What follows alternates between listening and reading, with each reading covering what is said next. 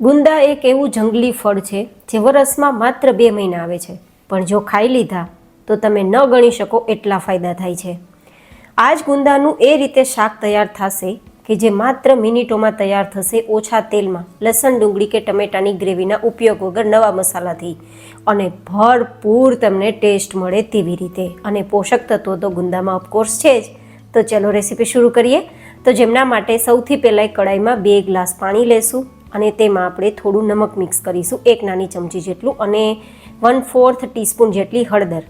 હવે આપણે અહીંયા આ પાણીને ગરમ થવા માટે ગેસ ફ્લેમ પર રાખી દઈશું. ત્યાં સુધીમાં આપણે 250 ગ્રામ જેટલા ગુંદામાંથી માત્ર તેની જે ડાળીનો ભાગ છે તે કાઢી લેશું. આપણે આના ટોપકા હટાવવાના નથી અને ઠળિયા પણ નથી કાઢવાના, માત્ર જે મોટી મોટી ડાળી દેખાય ને તે કાઢવાની છે. ગુંદા છે ને તે સ્પેશિયલી ઠંડુ ફળ હોવાથી પેટની ગરમી, એસિડિટી કે પિત્ત જેવી બીમારીઓને દૂર રાખે છે. તેની અંદર રહેલું anti inflammatory properties and specially calcium અને ફોસ્ફરસ રીચ આ ફળ હાડકાઓની મજબૂતી આપી સાંધા અને ગોઠણના દુખાવામાં ફાયદા કરે છે.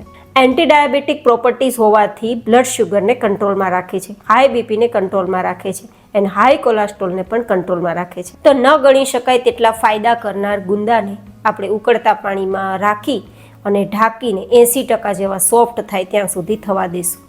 ત્યાં સુધીમાં એક સ્પેશિયલ મસાલો તૈયાર કરી લઈએ. તો જેમના માટે 2 ચમચી જેટલા કાચા મગફળીના દાણા, 2 ચમચી જેટલા તલ લેશું અને સાથે અહીંયા 1/4 કપ જેટલું નમકીન લેશું. મેં અહીંયા જે ખારી ગુંદી હોય ને તે લીધી છે. તમે સેવ લઈ શકો, ગાંઠિયા લઈ શકો, ચણાની દાળ લઈ શકો, ચવાણું લઈ શકો, અને કાંઈ ના હોય તો 2 થી 3 ચમચી શેકેલો ચણાનો લોટ પણ લઈ શકો. હવે એક પાવડર તૈયાર કરી લેશું અને આ પાવડરને આપણે કોઈ એક્સ્ટ્રા પ્લેટમાં કાઢી લેશું. બિલીવ મી ગાઈઝ, ફટાફટ શાક તૈયાર કરવું હોય ને તો આ મસાલો તમને ખૂબ જ કામ આપશે અને સ્વાદ એટલો આપશે કે તમે વારંવાર બનાવવાનું પ્રિફર કરશો.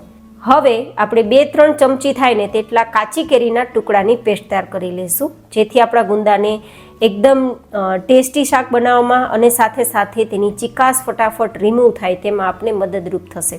તો 1 ચમચી જેટલી પેસ્ટ છે તેને આપણે આ પાવડરમાં મિક્સ કરી દઈશું અને હવે 2 નંગ મરચાં અને 2 ઇંચ આદુનો ટુકડો લઈ તેની પણ પેસ્ટ કરી લઈશું. અહીંયા હું લસણનો ઉપયોગ નથી કરતી, પણ તમારે કરવો હોય તો આદુ મરચાં સાથે લસણ પણ મિક્સ કરી શકો છો.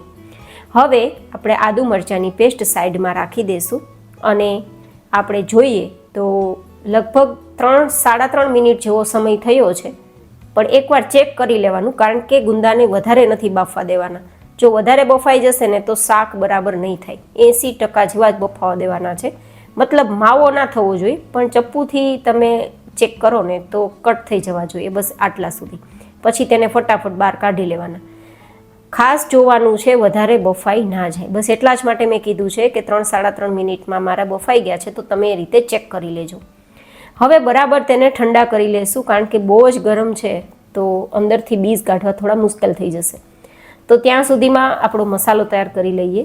તો આપણે અડધી નાની ચમચી નમક, 1/4 ટીસ્પૂન જેટલો હળદર પાવડર, 1 ચમચી ધાણા જીરું અને 2 નાની ચમચી જેટલું કશ્મીરી લાલ મરચું પાવડર, જે માત્ર કલર સારો આપશે, અને 1 ચમચી ગોળ. અહીંયા બહુ જ વધારે પ્રમાણમાં ડાયાબિટીસ હોય તો ગોળ ન ઉમેરવો, ગોળ ઉમેર્યા વગર મસાલો તૈયાર કરવાનો રહેશે. બાકી તમે જો મીઠી ચા પીતા હોય તો આટલો ગોળ આ શાકમાં તમને નુકસાન નહીં કરે. હવે આ બધું જ આપણે મિક્સ કરી દેવાનું છે ને મસાલો તૈયાર કરી દેવાનો છે. આ મસાલો તમે એરટાઈટ ડબ્બામાં ભરી અને 10 થી 15 દિવસ માટે ફ્રીઝમાં રાખીને સ્ટોર પણ કરી શકો છો. કોઈ પણ ભરેલા શાકમાં ઉપયોગી બને તેવો છે. હવે આપણે થોડી વાર બાદ જોઈએ ને તો ગુંદા એકદમ ઠંડા થઈ ગયા છે. તો ઉપરનું ટોપકું અને આ રીતે બીજ છે, થળિયો છે તે કાઢી લેવાનો. તેના ફાડા કરવા હોય તો કરી શકો, પણ આપણે અંદર મસાલો તો જો કે નથી ભરવાના, પણ મસાલો એની જાતે અંદર જાય ને તે માટે આખા રાખીએ છીએ અને બિલકુલ આમાં સમય પણ નહીં લાગે.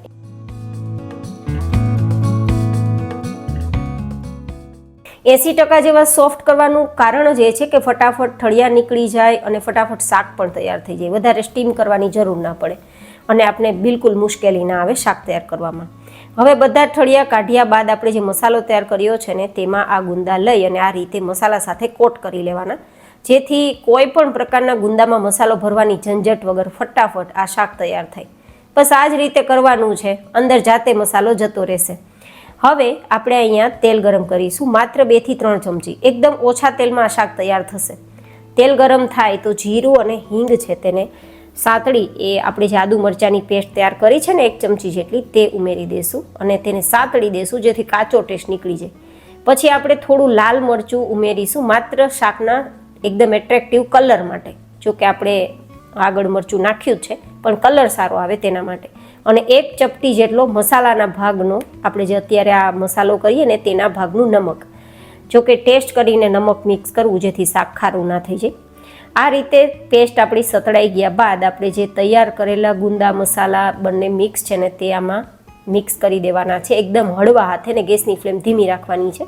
કારણ કે 80% જેવા ગુંદા બફાઈ ગયેલા છે ને તો બહુ વધારે સ્પીડે આ રીતે ચલાવશો તો ભાંગી જશે અને મેશ થવા લાગશે. તો હળવા હાથે કરવાનું જેથી મસાલો બધો જ ગુંદામાં અંદર જતો રહે. હવે આપણે અહીંયા 1 થી 1.5 કપ જેટલી ખાટી છાશ મિક્સ કરીશું. જો કે બહુ ખાટી હોય તો પછી ગોળનો ઉપયોગ વધારે કરવાનો રહેશે. તો પ્રમાણસર ખાટી જેથી ગુંદાની ચીકાશ નીકળી જાય. આમ તો આપણે કેરી મિક્સ કરી જ છે તો ચીકાશ તો રહેવાની નથી પણ સ્વાદ ખૂબ સરસ આવશે. બસ હવે મિક્સ કરી અને ધીમા ગેસની ફ્લેમ પર ઢાંકીને 2 મિનિટ થવા દેવાનું. તો શાક ઉપર તેલ દેખાશે અને મીન્સ શાક આપણું તૈયાર થઈ જશે. તો 2 મિનિટમાં શાક ઉપર તેલ દેખાય છે મતલબ શાક રેડી થઈ ગયું છે. ગ્રેવી પણ સરસ થઈ ગઈ છે અને આપણા 100% જેવા ગુંદા પણ બફાઈ ગયા છે. તો ધાણા સ્પ્રિંકલ કરી ફટાફટ શાકને સર્વ કરીશું. તો ઘણીવાર શાકમાં શું બનાવવું તેવો પ્રશ્ન હોય અથવા તો જે લોકો ગુંદાનું શાક કે ગુંદાનો સંભારો નથી ખાતા તે લોકોને પણ ખવડાવવાની એક બેસ્ટ રીત છે. જે ખાશે તે આંગળા ચાટતા રહી જશે એટલો સ્વાદ આવે છે આ શાકની અંદર. આઈ હોપ કે તમને મારી આ સેહત સાથે સ્વાદિષ્ટ એવી ગુંદાની નવી રીતે શાક બનાવવાનો વિડીયો પસંદ આવ્યો હશે. વિડીયો પસંદ આવે તો વિડીયોને લાઇક કરજો, ચેનલને સબસ્ક્રાઈબ કરજો. ફરી મળીશું નેક્સ્ટ વિડીયોમાં. ત્યાં સુધી stay healthy and stay happy.